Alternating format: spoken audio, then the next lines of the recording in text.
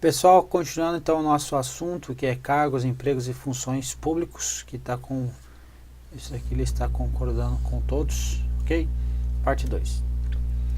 A gente vai falar sobre cargos vitalícios, efetivos e os comissionados, perfeito? Então isso aí vai ser o grau de independência e de proteção que os cargos vão ter aí, de acordo com isso, relacionando isto com o cargo com as atribuições. Então, dependendo das atribuições, o cargo vai ter uma maior ou menor proteção, entende? Então, por exemplo, o cargo comissionado é o que? A relação é de confiança, então ele vai ter uma proteção menor, ou seja, perdeu a confiança, vai perder o cargo. Cargo vitalício vai ter o que? Prerrogativas que são conferidas pela Constituição Federal. Ele vai tomar decisões de caráter mais independentes. Para você agir de forma mais independente, você tem que ter um cargo que um pouco mais do que efetivo, então vitalício, então vai ter uma proteção maior ao cargo de acordo com as especificidades, as atribuições desse teu cargo, ok? Então seria essa a ideia aí. Os cargos vitalícios são os de previsão constitucional. O que significa isso? Significa que se não tiver na Constituição Federal, Constituição Estadual, não pode criar mais cargos vitalícios. Exemplo muito que ocorreu aí foi no caso da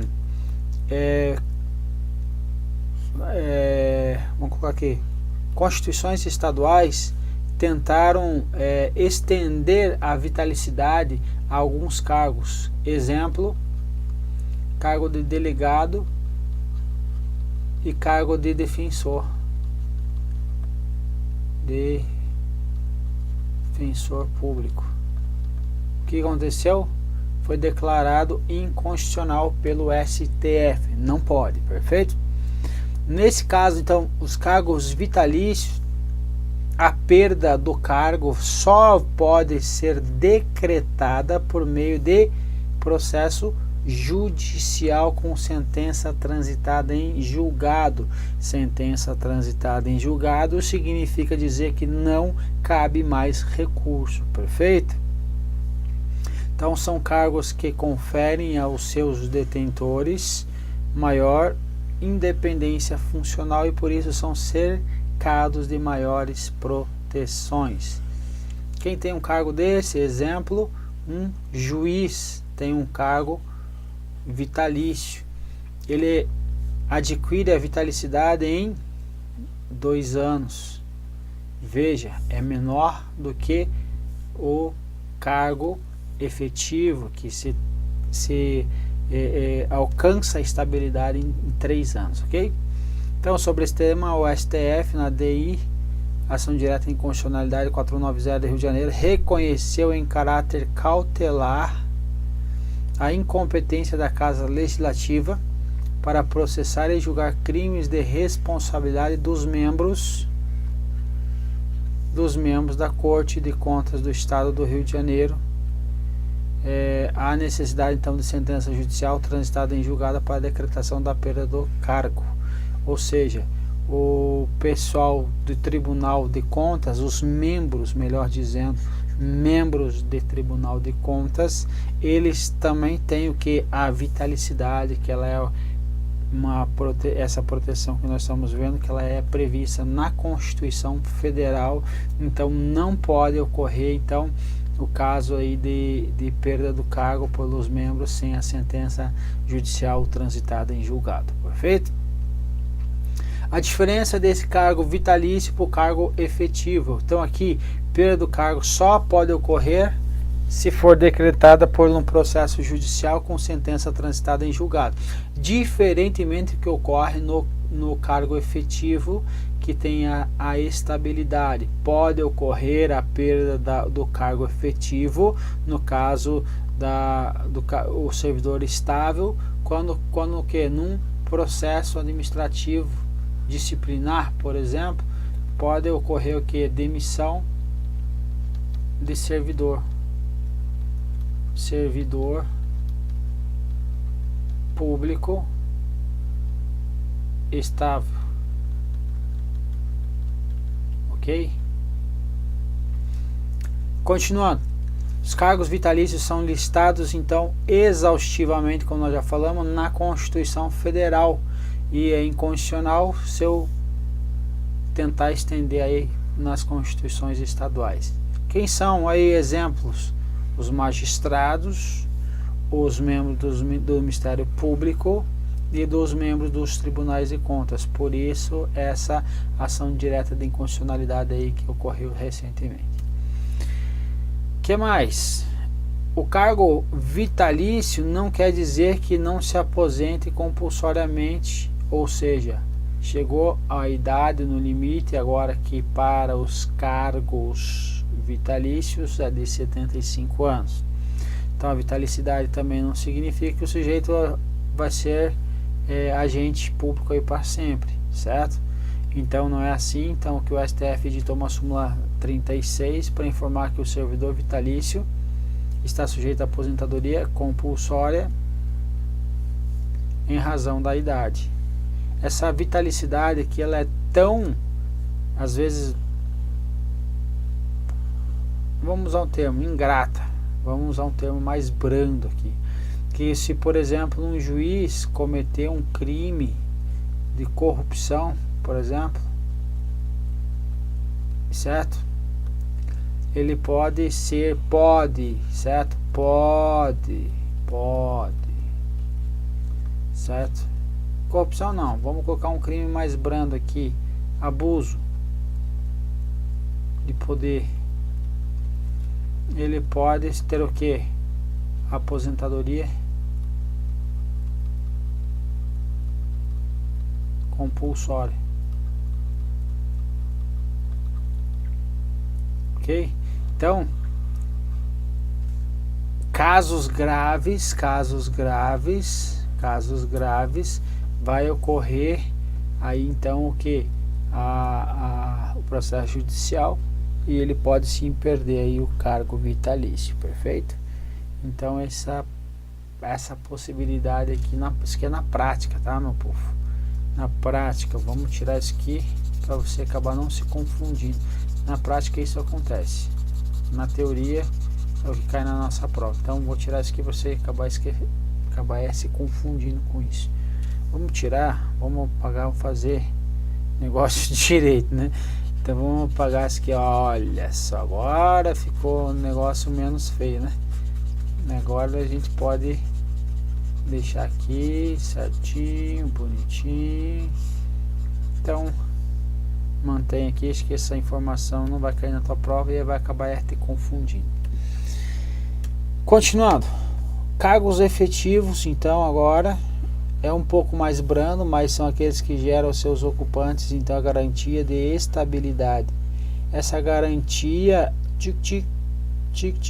entre aspas, porque vai passar por 3 anos aí de efetivo exercício e você vai passar por comissões que vão trabalhar aí para ver se você cargo efetivo. Ele vai ter lá chamadas avaliação de desempenho, certo? Essa avaliação de desempenho será aí mais ou menos, vai depender da carreira, de 6 em 6 meses, e se você não atingir um mínimo lá, você não é estável, ok? Não atingir o mínimo cada ciclo, não num ciclo só. Então se tiver uma média lá que foi acima do mínimo necessário, você vai estabilizar, certo? O que acontece? Se você tiver, por exemplo, lá, vamos supor, vou colocar um exemplo aqui, que já ocorreu com um servidor comigo, que trabalhava comigo na prática. Ó, aqui vamos dividir isso daqui para 1,5, então aqui 1, 2, 3, 1, 2, 3. Vamos por aqui que seja 1, 2, 3, 4, 5, 6. Digamos que seja daqui a aqui. Aqui tem 1, 2, 3, 4, 5, 6 avaliações de desempenho. Aqui, vamos supor que o mínimo era, no mínimo em cada uma aí era, vamos supor, fosse de 10 até 10, fosse 7. Então aqui ele tirou 7, aqui ele tirou 5, aqui ele tirou 9, aqui ele tirou 7, aqui ele tirou 4 e aqui ele tirou 10. Ou inverte, coloca 4 aqui, ou coloca 10 aqui, 4 aqui. Qual foi a média aqui? 7. Então ele passou. Então ele teve uma só aqui que foi abaixo. Essa aqui não vai influenciar na nota dele, ok? Então aconteceu com um servidor que estava passando aqui por vários locais. Isso que eu fiz uma nota aqui, a média que fiz de cabeça, tá? Pô, depois confere aí, mas é só para você ter uma noção aí, um entendimento geral aí que eu estou tentando trazer para você, ok? Então o servidor ele estava passando por vários setores, várias áreas. O pessoal dava nota alta para ele até chegar no último, que era comigo. Aí eu fui avaliar ele, o cara aí não tinha assiduidade, ele não tinha responsabilidade, comprometimento e outras coisas a mais. Aí o que aconteceu? Eu fui avaliar ele. Antes de avaliar ele, fui falar com o pessoal do RH, que o pessoal do gestão de pessoas, que o pessoal gestão de pessoas falou: não adianta você colocar um valor baixo, infelizmente, porque não vai influenciar mais na nota dele, certo? Além do mais, esse servidor aí vai acabar te perseguindo por causa dessa besteira aí. Ou seja, às vezes tem esses problemas da administração pública. E só para trazer aí uma situação que esta pessoa recebeu então a estabilidade, ok? Continuando, em sentido amplo, a vitalicidade então não deixa de ser o que? Uma estabilidade, certo? Então é uma garantia aí para que você vai ter uma prerrogativa, vamos dizer assim, uma estabilidade mais garantida, inclusive, que do cargo efetivo, certo? Porque dado aos 2 anos e vai ter mais prerrogativas de proteção. Refere-se à proteção, segurança e à independência aí também, ok? O texto constitucional pode divisar com nitidez a diferença entre os dois institutos, nomeou um como vitalicidade e outro como estabilidade. Conferiu ao vitalícios um plus em relação ao estável, que é o caso do que o estável, por exemplo, ele pode perder o cargo aí na esfera administrativa, com o devido processo administrativo disciplinar aí, ok? Continuando, aí nós estamos falando sobre cargo efetivo, certo? Então o que é o efetivo? Efetivo é o que? Um atributo do cargo, certo? Que vai trazer a estrutura da administração, o que? Uma forma permanente desse cargo, ok? Então está relacionado ao cargo, perfeito? A estabilidade, por sua vez, é a proteção no serviço público. Estabilidade no serviço público é diferente de estabilidade no cargo, perfeito? Então, estabilidade de serviço público não tem tem relação, mas não é a mesma coisa. Ou seja, vamos supor, eu estou no cargo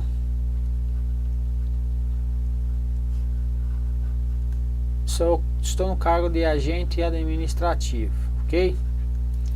Aí alcanço aqui a estabilidade, 3 anos. Agora eu sou estável no serviço público. Agora vou para o cargo,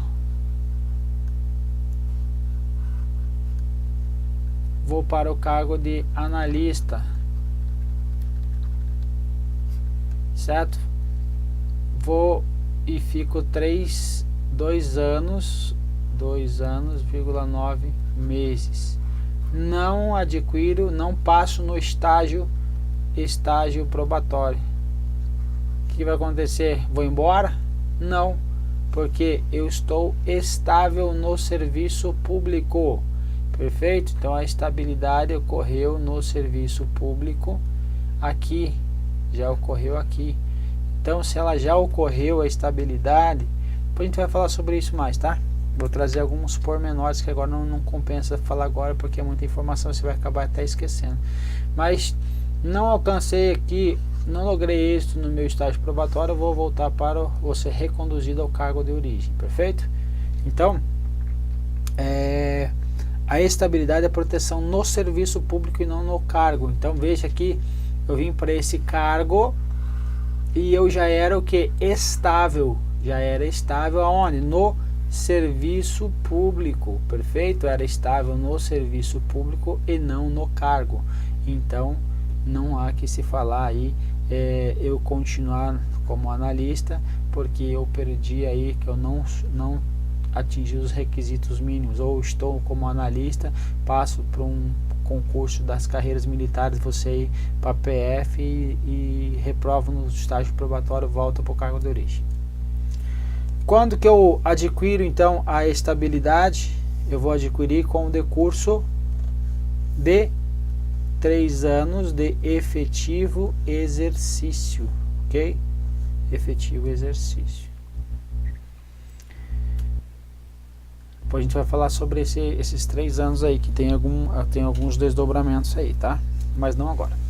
Então a efetividade não se confunde com a estabilidade. A gente viu, efetividade se diz ao cargo e a estabilidade é ao servidor no serviço público. São institutos então diversos, então logo é possível ser efetivo, um cargo efetivo, sem ser estável. De novo veio para cá essa porcaria, agora volta ali. Não vai? Então eu tiro, agora aprendi, tá vendo? Servidor ainda não cumpriu os requisitos constitucionais para adquirir então a estabilidade, mas está num cargo efetivo. Então, distinções. Por fim, nós temos os cargos comissionados. Cargo comissionado são os cargos em comissão que não garantem qualquer proteção. Então, esse aqui eu tenho o que? A relação é de confiança. Então, nesse caso aqui, a relação é de confiança. Então, os cargos em comissão não garantem proteção aos ocupantes, os quais podem a qualquer momento e ainda sem prévia motivação ser desligado da administração. Ou seja, a pessoa pode estar em casa, pode estar de férias e olhar todo dia do Diário Oficial da União, pode sair o nome dele lá publicado, a exoneração pode. Não é ético, mas já aconteceu, já vi acontecer. Então a exoneração pode ocorrer sem a comunicação prévia, ok? Pode ocorrer sem problemas. Então são chamados também como eles são chamados de livre nomeação e livre exoneração, eles são chamados de ad nutum, certo? Esse termo aí para dizer que eles são de livre nomeação e livre exoneração, certo? Falou em cargos ad nutum, você vai lembrar que são os cargos comissionados, perfeito? O vínculo que liga então o superior hierárquico ao comissionado é o de confiança, certo? Então, e esta uma vez rompido, autoriza então a exoneração sem motivação. Lembrando que também não tem muito sentido, mas lembrando, se eu motivei, eu vinculo, certo? Mas não tem muito sentido isso. Por quê? Vamos supor, eu exonerei alguém e coloquei a motivação lá por falta de desempenho. Então a pessoa comprovou que ela tem um desempenho bom, ela vai voltar para o cargo, beleza? Beleza, mas eu perdi a confiança, no outro dia eu posso exonerar ela novamente sem a necessidade de motivar. E aí, o que ela vai fazer? Não tem muito o que fazer, entendeu? Então não tem sentido muito aí, mas tem essa proteção aí, perfeito? Agora pode pleitear no judiciário essa proteção para que não ocorra então depois essa perseguição. É possível, mas na prática é um pouco diferente. Então, essa liberdade de exoneração não se aplica na íntegra ao seu ocupante do cargo comissionado for o que? Uma servidora gestante. Então, o STF, que ele trouxe? Trouxe aí a observância ao princípio da igualdade previsto na Constituição Federal, que estendeu às servidoras ocupantes a cargo comissionado a proteção, aí que é a vedação da dispensa arbitrária sem justa causa de empregada gestante, ok? Então ela vai ter a proteção de até 5 meses depois do parto. Agora foi mandada embora, tem o que? Foi exonerada, faz jus à indenização, perfeito? O STF entendeu isso. O STF também entendeu o que? Que não é estendido aos comissionados dirigentes sindicais, certo? Então o servidor público ocupando em cargo comissão não tem direito à estabilidade, sindical, certo? Então aquela situação de que o cara pertence a um sindicato, dirigente de um sindicato, alguma coisa assim, dissipa essas maluquices aí, o cara ele tem dentro da empresa lá, depois quando ele sai dessas direções, ele tem 1 ano de estabilidade dentro da empresa. Isso não é extensível ao servidor público ocupante de cargo em comissão, ok? Continuando, os cargos em comissões então destinam apenas atribuições de chefia, então então não posso estender a outras coisas. Então chefia, a direção e assessoramento, sendo então exceção ao princípio do concurso público, ou seja, os cargos comissionados não precisa de concurso público para eu estar nomeando uma pessoa, perfeito? Perfeito. Agora, funções. Então nós já vimos cargos, empregos, vamos ver mais um pouco de funções. Aqui, ó, funções de confiança, elas são exercidas exclusivamente por servidores, ou seja, não pode, de novo, não pode quem? Lembram? Empregados públicos, ok? E os cargos em comissão a serem preenchidos por servidores de carreira nos casos, condições e percentuais mínimos previstos em lei. Esses percentuais mínimos previstos em lei. A minha pergunta agora é: posso ter um órgão que tenha cargos comissionados 100% servidores? Posso. Me dá um exemplo. A própria Defensoria Pública da União tem poucos cargos, e os poucos cargos que tem, então 100% estão com os servidores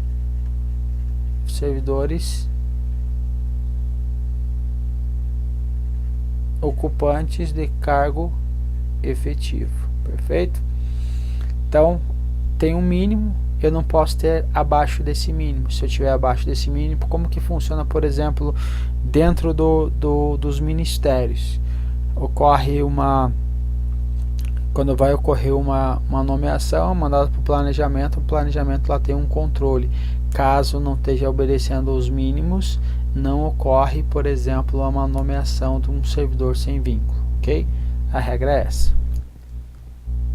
Lembrando novamente que são apenas para os casos de atribuições de direção, chefia e assessoramento. Perfeito? Então os cargos comissionados, então, apesar de ser ad nutum, livre nomeação, livre exoneração, pode haver restrições também no ingresso. Então a gente já viu na restrição, na exoneração. Agora no ingresso, certo? No ingresso, o exemplo da súmula vinculante número 13, que vedou a nomeação direta cruzada de parentes direta ou cruzada. Significa, o que é cruzada? Eu nomeio o seu parente e você nomeia o meu. Então, até o terceiro grau. Exemplo, eu posso nomear o meu primo? Sim ou não? Então, você vai fazer um teste aqui se você pode. Então, vai estar aqui você. Vai estar aqui quem? Acima de você vai estar o seu pai. Depois vai estar quem? O seu avô. Abaixo aqui o seu tio. E abaixo do seu tio está o seu primo. Então aqui eu tenho primeiro grau, segundo grau, terceiro grau, quarto grau. Eu posso nomear meu primo? Posso, que é até o terceiro grau. Percebe? Então o STF veda até o terceiro grau. Veio o decreto, interessante isso. O decreto aqui que ninguém sabe que existe aqui, inclusive. Decreto de 2010 do Poder Executivo que vai vedar o nepotismo. Ele vai estender não só para cargos e comissões e funções de confiança, mas também para o quê? Para necessidade temporária e excepcional de interesse público, quando não precedida de regular processo seletivo simplificado. Então, se tem uma nomeação para alguém aí por uma necessidade temporária, por exemplo, militar, que era comum lá em Nárnia, que não no Brasil, mas os oficiais temporários, dentista principalmente, aí tinha muito do que generalato. O oficial generalato estava sempre indicando os seus amigos. Então isso lá em Nárnia. Então veio esse decreto dizendo assim, ó, necessidade temporária e excepcional interesse público, não, quando não precedido de regular processo administrativo, não pode ocorrer aqui veda designação de familiar. E até mesmo para estagiário, olha só o que aconteceu. Vamos reduzir então, inclusive, para estagiário, salvo se passando precedido de processo seletivo aí simplificado, que assegura aí o princípio da isonomia entre os concorrentes. Então veja que estendeu para temporários, necessidades temporárias, e para estagiários também. Continuando ainda, ele traz uma inovação que não está prevista na Lei 8666, que é o que? Uma vedação de que o familiar de agente público que preste serviço no órgão ou entidade que este exerce o cargo em comissão de confiança. Então não pode, então é vedado. 8666 não traz isso, mas isso aqui homenageia o princípio da moralidade administrativa, sim. Então pode, então tá valendo. Então existe o servidor público no Ministério A, o irmão dele quer para prestar serviço lá, ele pode ganhar uma licitação lá? Resposta não. Ok? Pontos comuns aí entre funções de confiança e cargos comissionados. Então, o cargo comissionado, são de direção, assessoramento superior. Então, DAS, direção e assessoramento superior. Então, é por isso que recorrentemente referem-se os tais chamados de DAS. Ressalto citando que os cargos em comissão, como as funções de confiança, devem ser finalidades e atribuições de comando e assessoria. Comando e assessoria, um cargo de motorista não pode ser, por exemplo, um cargo comissionado. Por quê? Pois não é de comando ou de assessoria, apesar de ser um cargo de direção de veículo. Beleza? Lá em Nárnia existia isso, aqui no Brasil não. Motorista com DAS aí. São preenchidos sem a necessidade de concurso público prévio, não oferecendo garantia de permanência a seus detentores. Então, por quê? Isso aqui é uma relação de confiança, como nós já falamos, cargos comissionados. Então, dispensa a motivação para exoneração, quando perde aí a confiança, por exemplo. Agora, com relação às funções de confiança, função de confiança não ocorre a nomeação.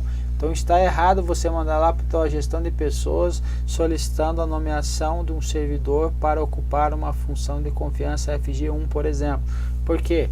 porque ele é uma mera designação, certo? Então função de confiança é uma designação. Então eu vou designar se eu puxar lá no portal, não, no Google, colocar lá designação de função, aí vai aparecer um monte lá de gente sendo publicado no Diário Oficial da União todos os dias, designando eles para a função de confiança. Cargos comissionados, eles são o que? É um cargo, então ele vai ocupar um espaço, então ele vai ser nomeado. Função, não tem cargo, não tem emprego, então ele vai ser designado. Ok? O que nós tínhamos então para essa aula seria isso. Um grande abraço e até breve.